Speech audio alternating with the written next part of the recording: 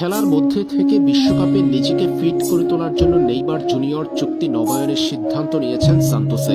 সান্তোসের হয়ে সবশেষ কয়েকটা গুরুত্বপূর্ণ ম্যাচে অসাধারণ পারফর্ম করে দলকে অবনমন থেকে বাঁচিয়েছেন নেইমার। সে সময় চোট নিয়েও খেলতে দেখা গেছে ব্রাজিলিয়ান তারকাকে।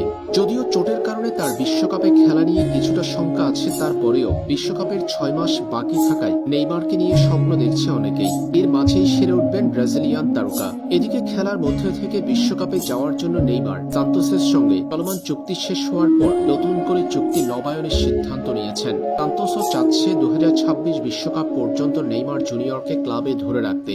নেইমার ও সান্তোসের মাঝে যখন চুক্তি নবায়নের কথাবার্তা চলছে, ঠিক তখনই নেইমারকে পেতে আগ্রহ প্রকাশ করেছে ফ্লামিঙ্গো। ব্রাজিলের আরেক নামকরা ক্লাব ফ্লামিঙ্গো এখন নেইমারকে চাই।